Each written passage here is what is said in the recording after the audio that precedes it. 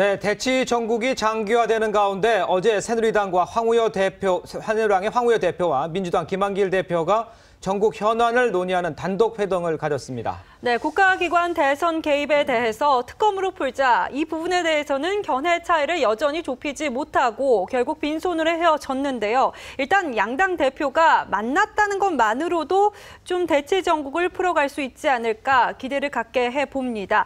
충남대 김종래 초빙 교수와 함께 이야기 나눠보도록 하겠습니다. 안녕하십니까? 안녕하십니까? 안녕하십니까? 자, 황우여 대표와 김한길 대표가 만났고 오늘 또 중진들도 조찬 모임을 갖고 조금 풀리는 분위기라고 볼 수 있습니까? 어떻습니까? 일단. 그렇죠. 제가 정확하게 예측은 못하겠습니다만 그래도 신락 같은 희망이라도 가져보는 게 당연한 거 아닌가.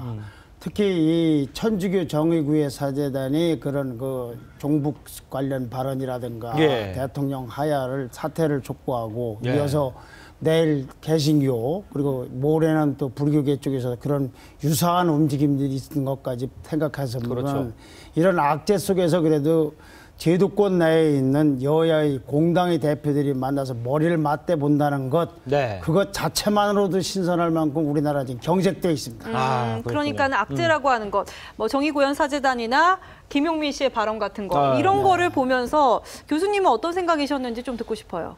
천주교 정의구현 사제단의 그 발언에 대해서는 하도 많은 분들이 하도 많은 이야기를 했기 때문에 저도 유사한 견해에서 특별히 보탤 얘기가 없습니다. 다만 김용민 씨 얘기는 좀 한마디 하고 싶은 게 있습니다. 그분은 아버님이 목사분 아니십니까? 안수교수도 받고. 그분도 자식을 기를 텐데 그 대통령으로 정식으로 선출돼서 이미 미국과 중국이나 러시아까지 가서 한국의 그 최고 지도자로서 외교관 활동까지 하고 온 분한테 그 애비의 그 딸이라든가 무슨 장무라비의 딸 뭐라든가 이런 표현을 그게 상식적으로 가능한 것인지 나는 정신 상태가 좀 이상한 것 같아요. 예를 들면 보수나 진보는 정신 상태 문제가 아니에요. 자기 견해를 표출할 때 동원하는 언어나 이런 것이 문제지. 그냥 박근혜 대통령이 어떤 정책이나 정치 스타일에 대해서 정론을 담아서 비판하는 건 상관이 없는데 그에 비해 그 딸, 무슨 장무라비의 딸, 그게 무슨 말을 그렇게 하는지. 특히 목사님을 아버님으로 두신 분이 말이죠. 그리고 또 하나는 이런 분을 아무리 총선에서 이기려고 한다 하지만 낙검수 지지 세력을 얻기 위해서 공천을 주고 그 얼마 전에도 텔레비에도 나왔습니다만 한명숙 대표 같은 분 친노의 중진 아닙니까? 이런 분들이 가서 적극적으로 유세를 하고 새누리당 특히 민주당의 그 당시 총선 공천을 주도했던 친노 그룹도 좀 한번 다시 생각을 해봐야 돼요. 아무리 승리가 좋다고 하지만 근데 물론 그분 떨어졌어요. 그런 분은 공천을 줄 이유가 무엇이 있으며 이런 이 사람을 발굴하는 정당에서 국회에서 청문회 할 때는 남의 눈에 있는 이 티끌 하나까지 문제를 삼으면서 보고서를 쓰느니 안 쓰느니 사퇴를 하느니 말하니 보면은 아주 속된 표현으로 하면 뭐 묻은 개가 뭐 묻은 개 나무른다라는 말이 생각이 안 날 수가 없어요. 그렇죠.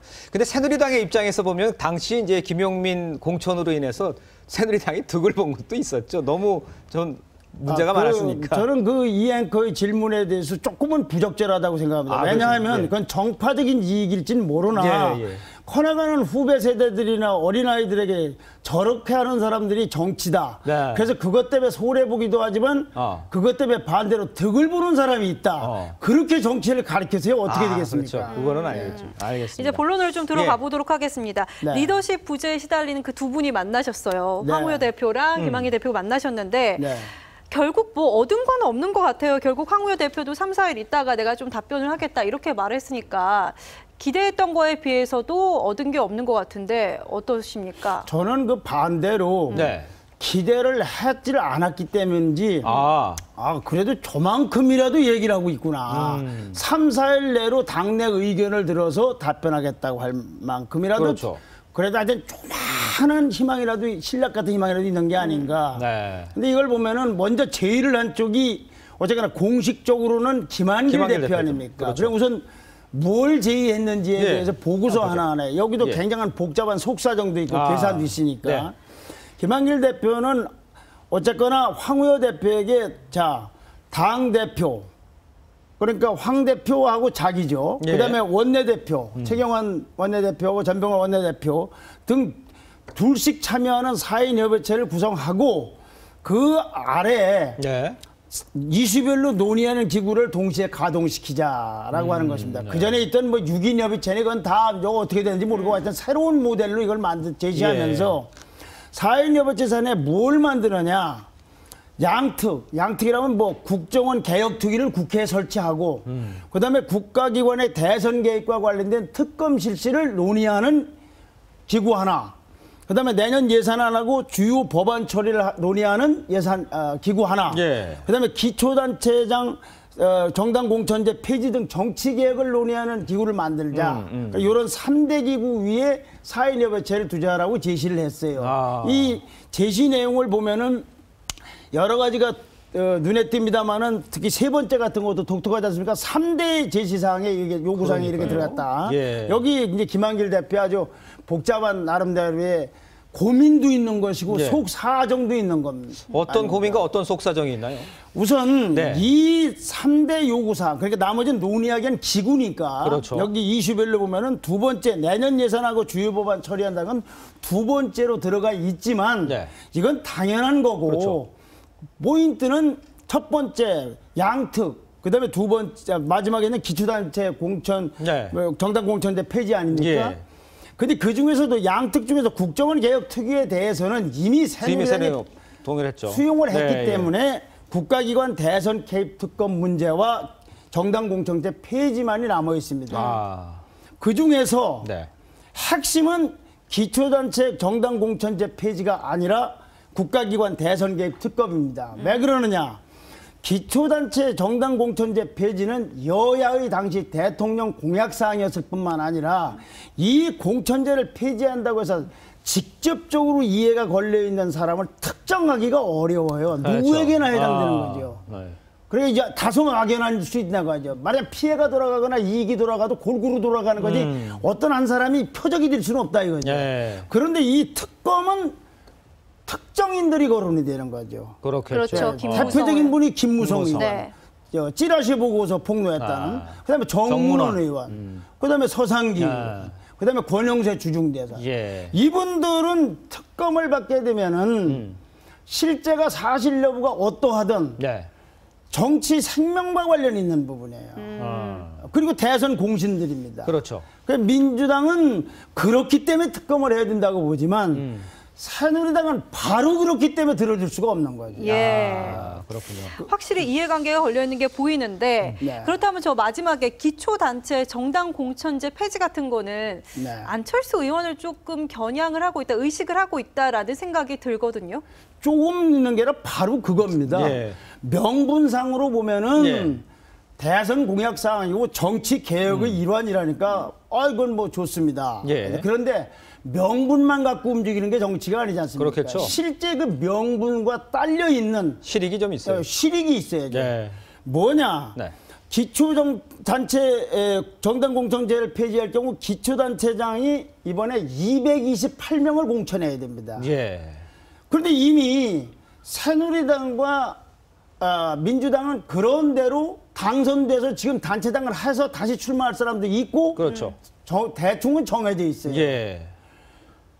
안철수 의원은 이제 28일 날 독자 세력화할 때의 핵심 조직은 시군단위 조직일 거 아닙니까? 그렇죠. 이분들을 자리를 말하자면 줘서 네. 영입을 해야 되는데 독자 세력화에 상당한 동력을 상실하게 되는 거예요. 그렇게 되면은 민주당이 지금 특히 어려움을 겪고 있는 예. 이제 밖에서 이제 정의구의 사재단 등으로 해서 제도권 밖에서 들불처럼 번져오는 그것도 있고 또 안철수 의원의 독자 세력까지 하면은 민주당은 야권의 여러 세력 중에 하나가 되는 거 아닙니까? 그렇죠. 야권을 대표해야 되는데 대표성은 상실하고. 예. 그러니까 우선 안철수 의원 쪽에 독자 세력화를 좀 무력화시키는 아니면 좀 힘을 좀 빼는 그러기 위해서 이걸 요구하고 있는 거죠. 재밌는 것은 지난 4월 달 재보선 때는 민주당이 정당 공천제 폐지를 결사반대하고 새누리당은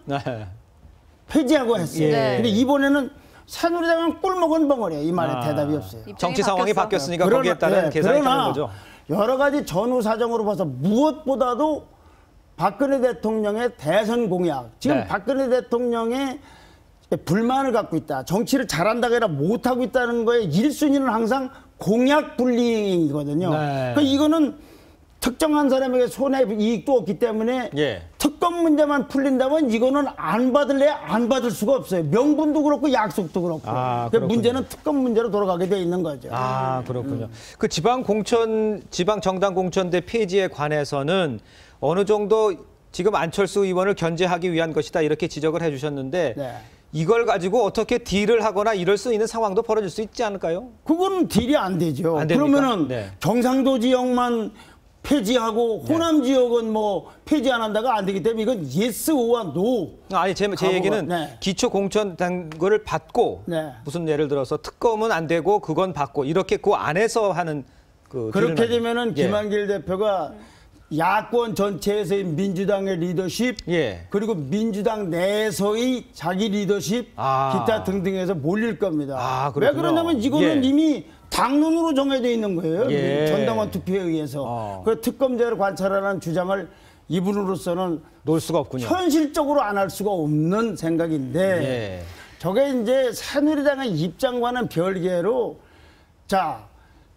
재판 중이거나 검찰이 지금 수사를 하고 있고 검찰총장 임명을 내일 모레인데 검찰총장이 임명되는 순간 당신네들은 필요 없고 특검을 한다. 이게 간단한 문제가 아니죠. 꼭 김무성 의원이나 정문원 의원만을 의식해서도 아니고 이게 간단한 문제가 아니어서 새누리당으로서도 이게 고민거리인데 다만 황우여 대표가 그 자리에서 노를 하지 않고 그 내부에서는 상당히 거부 반응이 있고 뭐 펄펄 뛰고 반발하고 하고 있는데 특히 이 김무성 의원은 총괄 본부장을 했기 때문에 그래요, 대선에. 당내 의견을 들은 뒤에 3, 4일 내 답변을 주겠다고 할 정도로 말하자면 속된 말하면 거듭하지 않고 나왔다는 거는 또 황우여 대표는 내부에 가서 뭔가 여러 가지 설득을 해보든 노력을 해볼 것 같고. 그런데요. 3, 4일 뒤에 답변을 해주겠다고 했지만 지금 새누리당에서는 전혀 뭐 강경파들이 특검은 절대 안 된다. 그래서 황우여 대표 어제 나올 때도 뭐 내가 이런 도입에 대해서 좀 얘기를 해볼게 했더니 전혀 먹히지가 않았잖아요. 그런데 3, 4일 동안 뭐 얘기를 한다고 해서 달라질 게 있을까요? 저분은 아마 오늘 아침 일부 신문에도 보도가 됐습니다만 자리를 걸 가능성이 많습니다. 사퇴할 가능성이 많습니다. 그러니까 사퇴하라는 얘기가 아니고 이거 안 되면 사퇴할 가능성이 있다. 근데 이 정도로 새누리당도 좀 고민을 좀 해봐야 돼요. 자, 지금 새누리당은 한마디로 하면 정체성 위기가 있어요. 그렇죠. 그런 지적이 있죠. 뭐 하는 정당인지, 뭐 하는 집권당인지. 뭐 아주 속되게 표현하고 혹하게 비판하는 분들은 아니 무슨 어디에서 모초에서 태엽을 감아줘야 움직이는 로봇 같은 정당이라고도 한다는 말이에요. 그 말 들었어요. 그러니 본인들도 무슨 특검 얘기만 나오면 그냥 거의 알레르기 반응을 과민한 반응을 보이지 말고 자 특검제를 국회에 상정해서 부결시킨다든지 아니면 검찰 수사를 다 보고 나서 다시 그때 하자가 안 하자가 논의를 해본다든지 무슨 룸을 좀 줘야지 무턱대고 안 된다 그러면은 우선 당내에서도 좀 복잡한 문제가 나오지 않겠습니까? 그리고 또 사실 만약에 가상을 해서 황우여 대표가 사표를 냈다.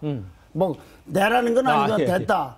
그러면은 박근혜 정부 출범 이후에 전국 파행에 대해서 이분이 다 책임을 진다는 걸 누가 납득을 하겠습니까? 그렇죠. 전국은 누가 주도해 왔는데. 그러니까 주도권을 쥐고 해법을 찾는 새누리당의 모습을 보여야 한다 이런 지적이신 거죠. 고민도 해보고 여러 군데다가 읍소도 해보고 설득도 하고 해봐야지 무턱대고 안 된다. 정치라는 건 적대 죽일 때 자 가위바위보 하듯이 예스 아니면 노 그러고 끝내려면 뭐하러 정치를 합니까? 그냥 카톡으로 정치하면 되는 거지. 그렇죠.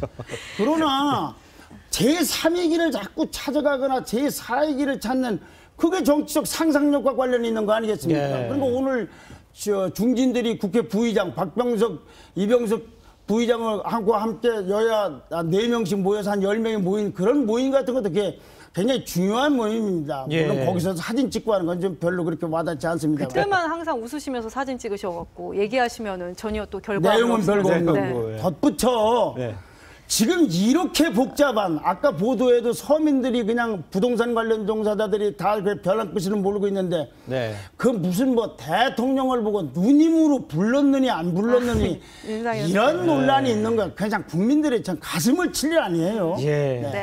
그러니까 교수님 말씀은 결국 민주당도 해법을 내놔야 하지만 좀 새누리당이 정리를 해서 민주당을 좀 끌어들일 수 있는 방법을 챙겨야 하는 것이고 의외로 열세를 지고 있는 부분이 황우여 대표다. 그런 말씀을 좀 해주시는 것 같아요. 그러니까 새누리당은 김한길 대표에게 그래도 리더십을 확보할 수 있는 룸을 제공하고 민주당은 이 새누리당의 정체성을 찾아서 여기가 정치 전면으로 자율적으로 나오는 거 그게 현실적으로 도움이 되는 거 아닙니까? 알겠습니다.